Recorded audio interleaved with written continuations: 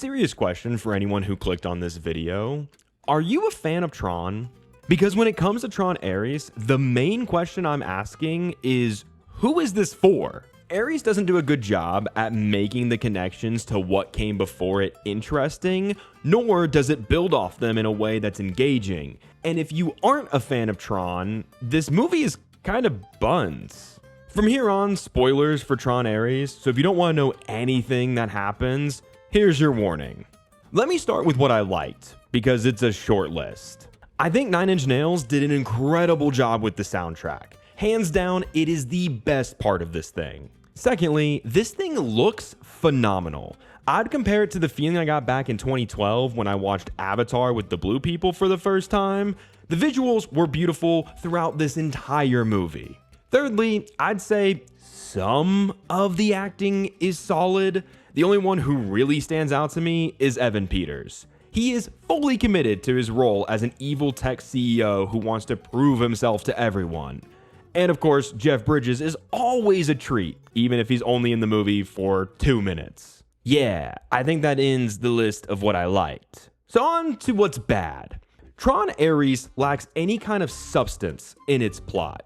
The plot boils down to Greta Lee's character Eve and Evan Peters' character Dillinger Jr. are both after a code that would allow the programs from the grid to stay in our world permanently, but for now, they can only last 29 minutes.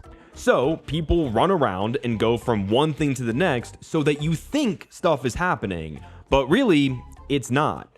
Eve knows where the code is, and she also knows that the programs dissolve after 29 minutes. So I kept asking myself, why didn't she just go back to Alaska where she finds the code at the beginning of the movie and really all of her problems would be solved? All that really happens is Dillinger Jr. sending programs after her to get the code, but each time they dissolve before they can, and then nothing really happens. Everything we saw in the trailer about the digital world coming to us and this really cool shot of the ship flying out from behind the building are not really what this movie is about.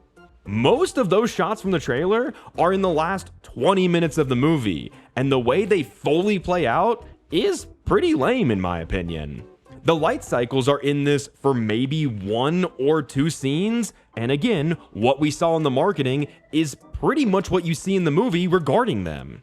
And this outing for Tron also makes sure that you know everything that's happened before, while also distancing itself from everything that's happened before at the same time. Everyone from the last 2 movies either retired, disappeared off screen, is dead, or we have no idea what happened to them.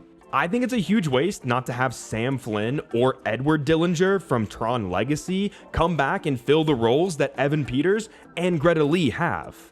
In a lot of ways, this doesn't feel like a third movie in a series. It feels like a completely new Tron story with pieces of the other movies sprinkled in for nostalgia or just to have the recognizable factor that they can bring to the marketing.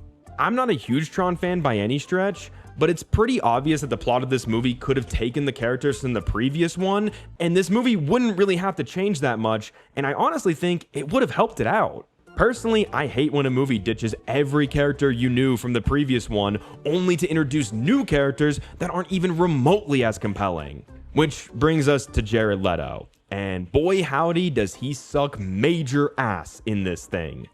I can't take him seriously as an actor because he sucks. He sucks so hard as a person and an actor. Ares is the most flat and boring thing in this whole movie, which is upsetting because this whole thing is basically centered around and based around him, and he delivers his lines like he just woke up. I really think this was wasted potential because to me, there's nothing really worth seeing in this movie. If you're interested at all, I would say download the soundtrack, but that's about it. I ultimately think that this movie just doesn't fit with what came before it. Plus, it disregards a lot of the rules and laws that those movies put in place when it comes to the grid and programs as a whole. Oh, and there's an Akira slide, but it's bad, just like everything else in this movie.